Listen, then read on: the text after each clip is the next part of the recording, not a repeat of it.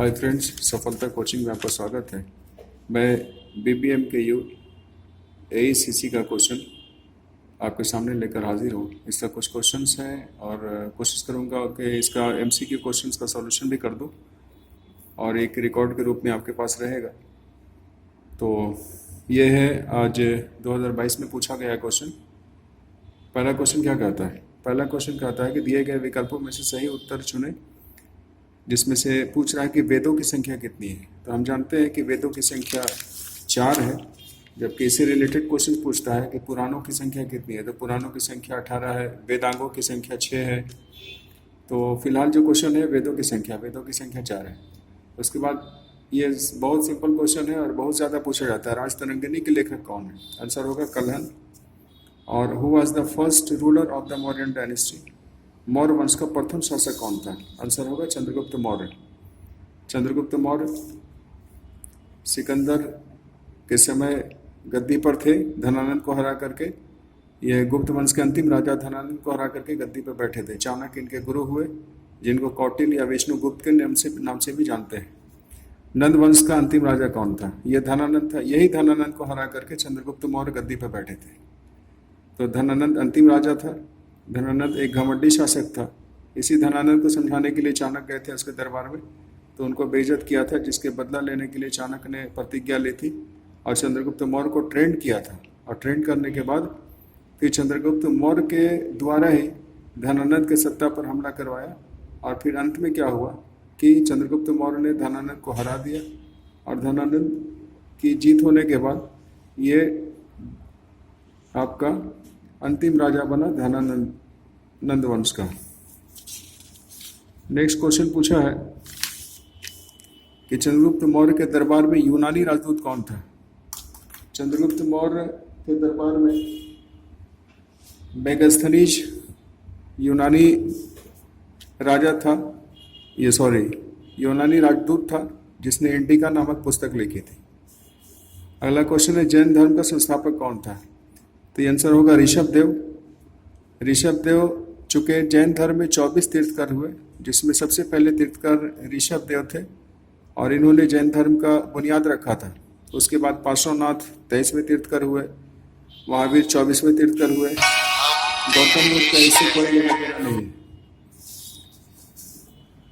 उसके बाद next question है हर्ष चरित्र के लेखक कौन है? कल्हन। ये हर्षवर्धन के बारे में ये संस्कृत में लिखी हुई किताब है, बहुत प्राचीन किताब है। तो हर्षचरित्र के लेखक कौन है? तो वान भट्ट, ये वाला है वान भट्ट।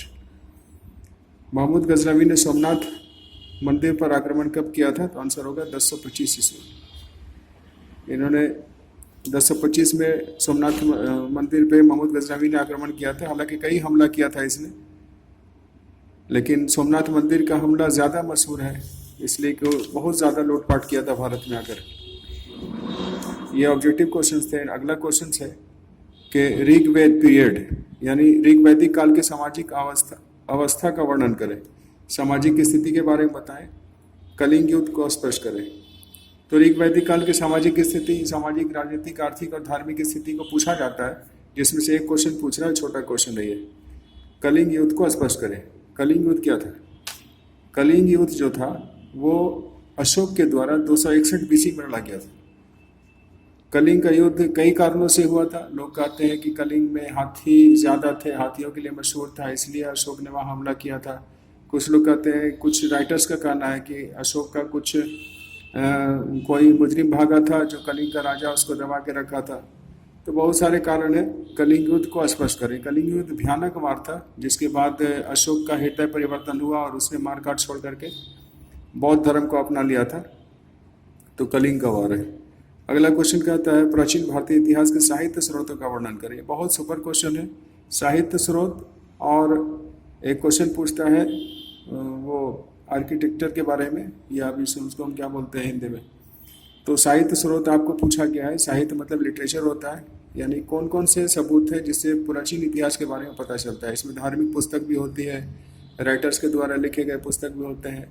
तो ये इम्पोर्टेंट क्वेश्चन है। और एक क्वेश्चन, सिंधु घाटी सभ्यता की नगर निर्माण योजना पर निर्भर। ये नगर निर्माण योजना बहुत सुपर योजना थी वहाँ की, नाली का निर्माण, सारा चीज़, रोड सड़क सब व्यवस्था थी, तो इस पर लिखना है।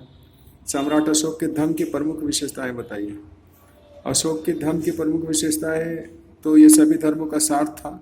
धर्म संस्कृत शब्द धर्म से लिया गया है, तो ये डिटेल में करें। प्राचीन भारतीय इतिहास में गुप्त काल को स्वर्ण युग क्यों कहा जाता है। ये क्वेश्चन क्यों दिया, हालांकि ये सेमेस्टर 1 में होना नहीं चाहिए, लेकिन चलिए सिलेबस से तो बाहर लग रहा है, फिर भी स्वर्ण युग क्यों कहा जाता है। अगला क्वेश्चन है, कुषाण कौन थे, कनिष्क की उपलब्धियों का वर्णन करें।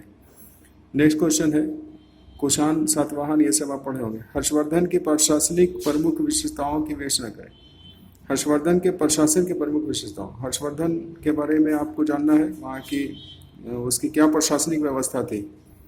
गौतम बुद्ध का जीवन चरित्र, बहुत अच्छा क्वेश्चन है। गौतम बुद्ध का सिद्धांत, जीवन चरित्र, ये हम जानते हैं कि गौतम बुद्ध नेपाल में कपिलवस्तु में पैदा हुए थे। इनके पिता शुद्धोदन, इनके बचपन का नाम सिद्धार्थ, माँ का नाम महामाया, ये सब आपने जाना है, पढ़ा है, आगे पढ़ेंगे बेहतर तरीके से इसको पढ़ लें। गौतम बुद्ध के जीवन चरित्र। अरब आक्रमण का प्रभाव भारत पर क्या पड़ा। और अगला क्वेश्चन है, प्रतिहार पाल और राष्ट्रकूटों के मध्य त्रिकोणात्मक संघर्ष, ये आपस में जो झगड़ा हुआ इनका, इसके बारे में लिखना है। पल्लव युग में कला और संस्कृति का विकास और मौर्य का केंद्रीय प्रशासन, यानी central administration of the Maurya. ये पाटलिपुत्रा मगध का एरिया था, यहाँ पर मौर्य प्रशासन फल फूल रहा और काफ़ी सक्सेस रहा। 326 BC लगभग में चंद्रगुप्त मौर्य गद्दी पर बैठे और 184 BC में इसका अंतिम शासक वीरभद्र हुआ, जो अंतिम शासक हुआ।